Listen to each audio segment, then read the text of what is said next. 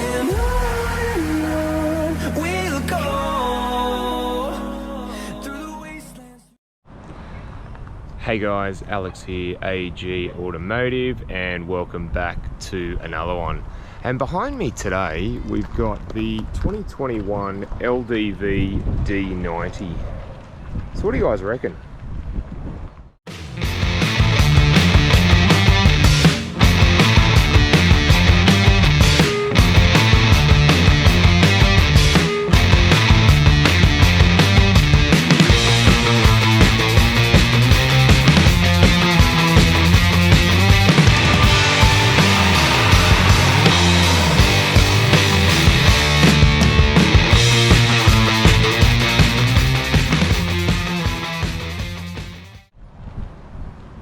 Alright, but before we get into that, I just want to do a shout out to Central Coast LDV, who were nice enough to let me have a look at this vehicle today.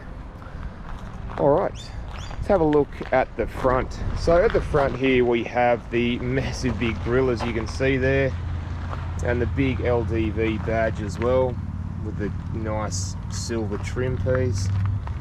And then you got these nice headlights that wrap around and fog lights as well. Quite an in-your-face grille on. So what do you guys reckon of the D90? Have you got one? Are you interested in one? Let me know in the comments. So the D90's wheels are 19-inch wheels, and they've got Continental tyres, and they do a really nice job of on-road and some light off-road as well.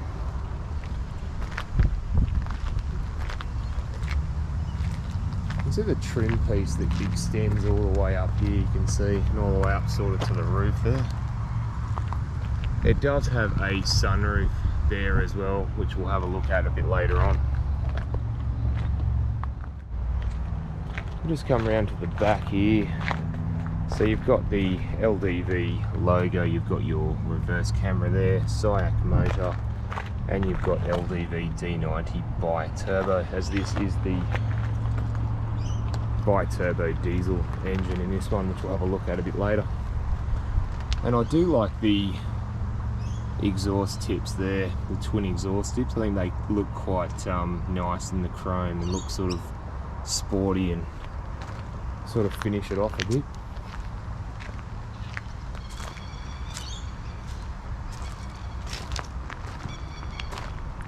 Alright guys, let's go and have a look inside. Alright guys, so we look in the D90, see what I think. So door trim wise, it's okay. It's got some soft leather up the top here, you got some stitching there, you got this nice trim piece there as well. Some more stitching around the door there, you got your window and mirror switches there as well. And you do have a big speaker here as well, and some nice door pocket space, quite deep, and a fuel release flap as well. And a fuel release button as well. Alright, so you do have LDV on there. You can get floor mats for this. You do have the nice leather seats with the white stitching all over it, as you can see.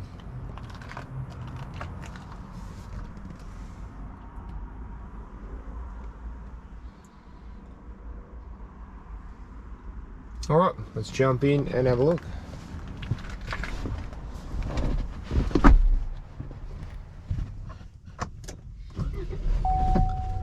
Alright.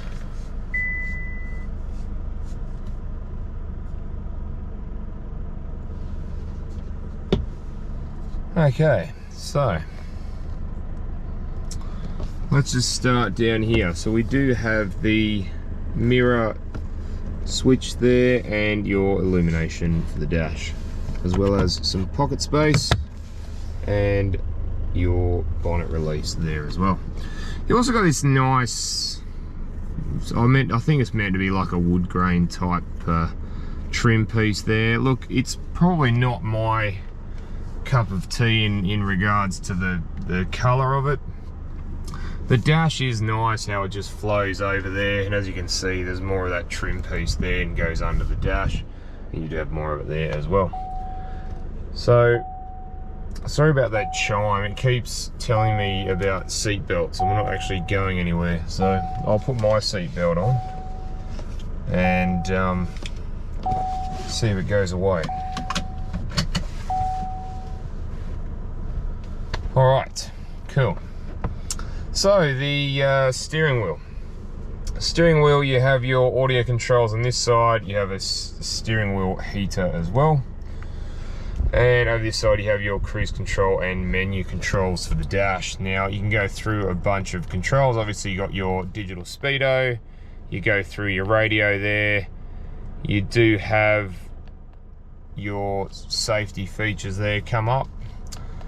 You also have the backlight and display theme, and there's some warning things there about the third row seats which you're not actually using at the moment. So you do have auto lights, and you also on this side you've got rain sensing wipers, which is really good.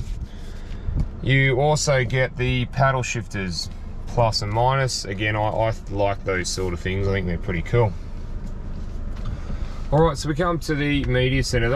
I think that looks quite nice. So they've got the picture of the D90 on the screen, so it's quite nice again. So we'll start at the top here. You've got your vehicle control. So you've got blind spot monitoring, driver fatigue, park distance controls, speed limit warning, and speed limit information. Now you can do comfort and convenience, ambient light, follow me home. You've got a variety of different bits and pieces there as well. Phone, you do have Apple CarPlay and Bluetooth mirroring as well. As you can see there, you got Apple CarPlay and you got Bluetooth. It doesn't have Android Auto, unfortunately. Go down to the radio there, you can choose your radio station there as well, which is pretty cool. You do also have a USB which you can play music from or whatnot. So yeah, so it's quite nice. We'll leave it on the menu for the time being.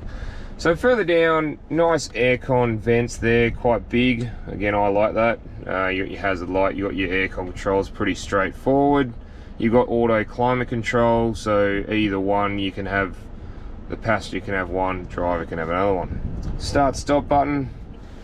Now down here you've got this trim piece again, which goes or extends all the way. If you lift that up, you do have a 12-volt cigarette lighter there and a USB there and a little bit of space there to put something, maybe rest your phone.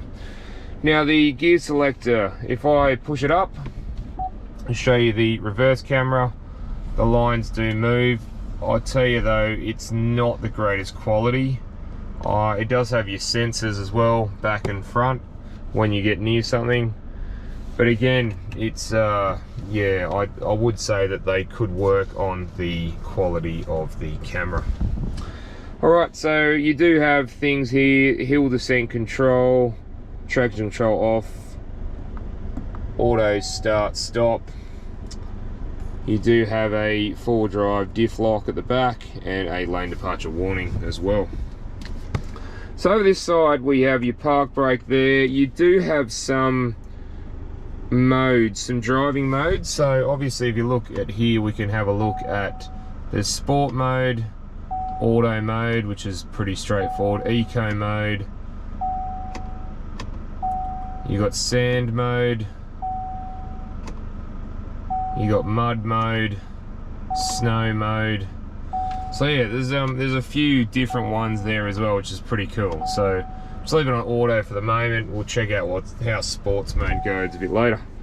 So you do have 2 cup holders. You do have an ashtray there, it's portable one, so you can take that out. Again, quite nice. Alright, so the armrest. Interesting armrest. You got a bigger one. Now there's a little button under there that opens. Again, little button under there. There is a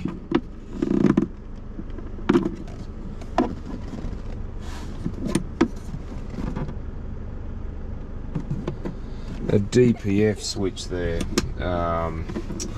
which is down there. So I I don't think you're probably gonna need to use it, but I'm not really sure why it's down in there instead of being on the dash. Not, yeah, it's quite strange.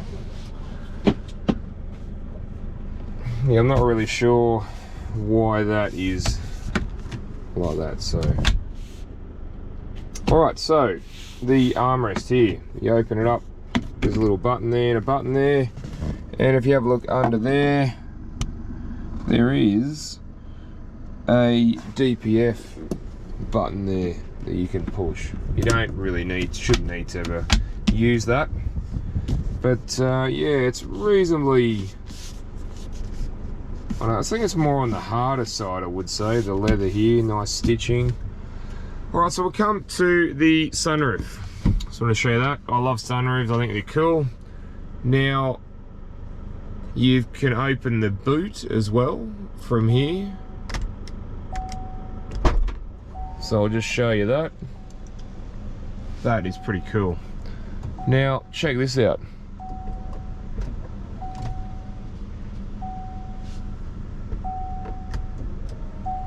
You can actually close the boot as well. So that's pretty cool. Now, sorry about this beeping. I will just put my seatbelt back on. This is sort of really a bit annoying having to have your seatbelt on for this. So you've got slide and tilt, pretty straightforward. Slide, and it's not a one-touch thing. You've got to hold it down, and you can close that, or you can tilt it up or tilt it down. So again, yeah, quite, you can turn those on. Pretty straightforward there. You got your lights there, off or on. If you open the car door, there's your microphone there as well. What do we got in here? Oh yeah, we got some light in here.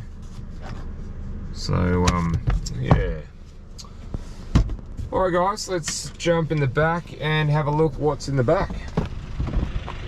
Alright, so similar sort of thing. You've got nice trim there, and you got this trim piece there. You got the white stitching, a speaker and a window switch there, and you got some door pocket space here as well. Now, full leather seats, as you can see. Alright, let's jump in the back and check out the back. Alright. This is quite spacious, I must say, with this. It's, yeah, it's quite, it does feel quite nice. So, here. So we do have auto mode there. And they actually come out from here. If you have a look, you got ventilation there, vent there, and you got a vent there, and on that side as well. You do have your ISO fixed spots there, and there's two behind me as well. And if we undo that, we have a 220 volt, 150 watt power supply, USB, and another power supply there as well. So yeah, that's quite nice. Tiny little bit of pocket space there. You do get pockets for magazines or iPads now. I think no one uses magazines anymore, do they? So the space in here. So I'm 6'1", or about 185 centimeters, and there's room. I've got room in here. As you can see, the camera's right up the top. And width-wise, well, you know what? I'm pretty comfortable in this. I could sit here for a while. Knee room, and this is in my position, remember? So knee room is really good, and the foot room actually is pretty good. So yeah, it's pretty spacious in the back. All right, so what? All right, let's check out the boot of the D90. So it's auto boot, guys. Stand back, the boot opens. It's really good. All right, here we are. Now, it is a 7-seater. So I just wanted to show you how easy it is to set up the 7 seats, and that's that easy. So as you can see there, and if I pull this one as well. And there you go, and that gives you an idea of space in the back, which there is not much. So if we move that one down and we push that one down too, then you can see there's a hell of a lot more space. Alright, so under here, if I lift this up, you actually get the toolkit there, and you also get this privacy screen at the back there for prying eyes as well. So again, it's quite nice. You do have a 12 volt 120 watt power supply there. You've got some hooks there, there, there and there.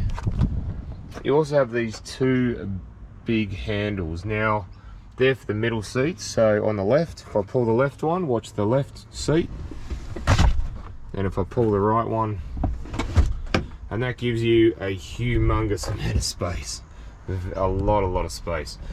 So when you do have the seats up and you have people in them, you do have a little USB slot there and a cup holder, and you do have a power supply on that side and a cup holder there as well. So all in all, guys, pretty sort of roomy, which is really good.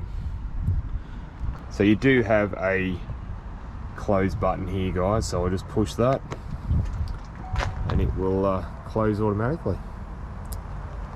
Alright guys, let's go and have a look what's under the bonnet. Alright guys, just having a look at the engine bay from the D90. So here we have a 2 litre bi-turbo diesel engine, and it produces 158 kilowatts of power and 480 newton meters of torque, and that's mated to a 8-speed automatic transmission. Alright guys, let's go for a drive. Alright guys, let's go for a drive in the D90 to see what I think. So just around this car park, the steering doesn't feel too bad. It feels quite lightish, which is really good.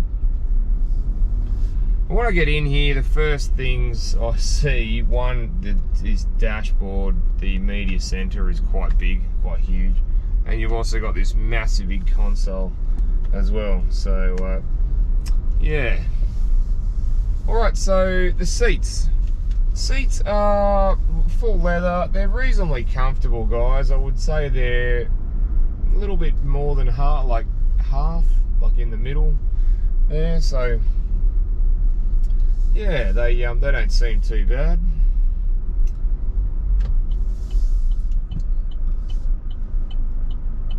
So vision out the front is actually really good for the D90 for this car. You've got the vision is really good.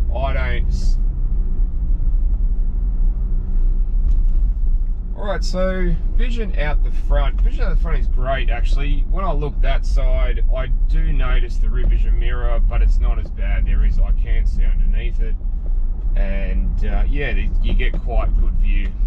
Vision at the back is pretty good now while it's empty. Obviously if you had 3 big tall teenagers or tall kids in the car, it would be restricted a bit, but that's where when you're parking and things, you've got your sensors and your reverse camera, so sort of helps there.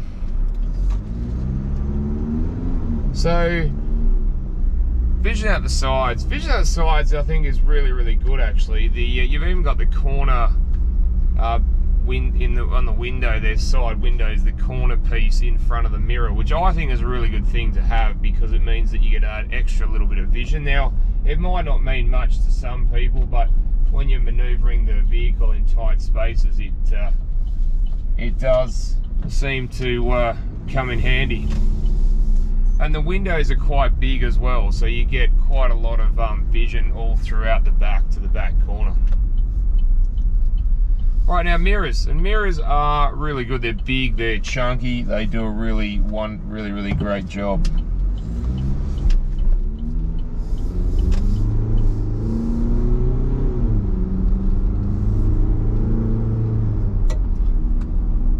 impression, the diesel, look, it's not too bad. It gets away from the line okay.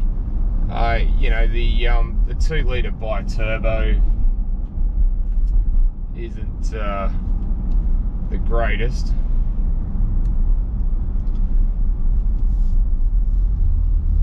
So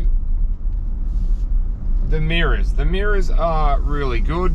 You've got really big mirrors and wide. You can see you've got a lot of vision in the mirrors, which is really good. So when you get up to speed a bit, the steering does get a little harder, but all in all, it feels quite nice. And then you've got these paddle shifters. Let's give them a go.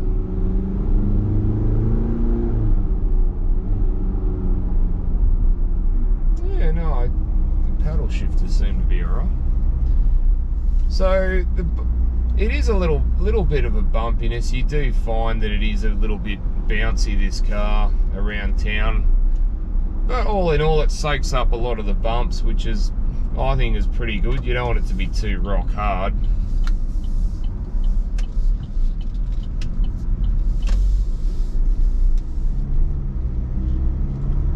So the 2 litre seems to just cruise around nicely and effortlessly.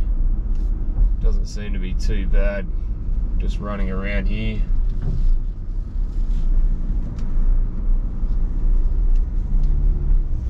It's a little, the noise of it, it's a little bit noisier than others, but look, it seems to be alright. So the engine noise, actually, you know what, the engine noise isn't too bad. It's reasonable for a twin turbo diesel. I would have thought that the LDVs were quite loud, which, like the T60, was quite loud. This one seems to be a lot more quieter than that one. Alright, so let's see how this goes. Let's see how we go out here on the main road.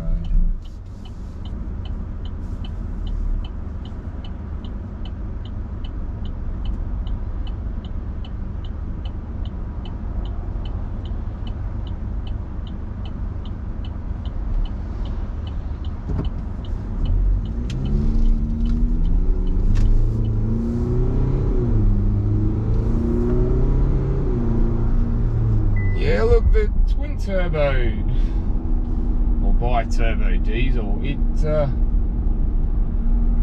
not too bad. It's no slouch, but it seems to go okay. It's the 480 newton meters of torque is actually pretty good. It's a similar motor to the T60. The T60's had a little bit more work done to it, so it's got a little bit more power. However, this one gets along, and this one's a lot heavier, remember, so this one seems to get along okay, and we're just cruising along about 70 k's now, and it's nice, as you can hear the road noise.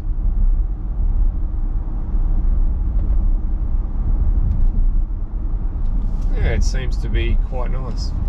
It just potters along. Obviously, there are a lot of hard plastics in this, but obviously, you know, obviously there are a lot of hard plastics in this. But again, you're going to get that in a lot of cars. A lot of the competition cars, they're full of plastic as well. So, yeah, all in all, guys, look, it's pretty. I think the D90 is a pretty good car, value for money, around the sort of $40,000 mark. It seems to be quite nice for value for money and what you get. You know, things like leather, the sunroof, you get a lot of the creature comforts, the safety features that you would get in cars, nearly double that money. So, yeah, I will say there's a tiny bit of a delay when you first get on the throttle, but other than that, once you get going, it drives really well. Seems to be quite smooth. The 6-speed gearbox does a great job. Alright guys, thanks for watching, and don't forget to like and subscribe, and I look forward to seeing you on the next one. Alright, thanks guys.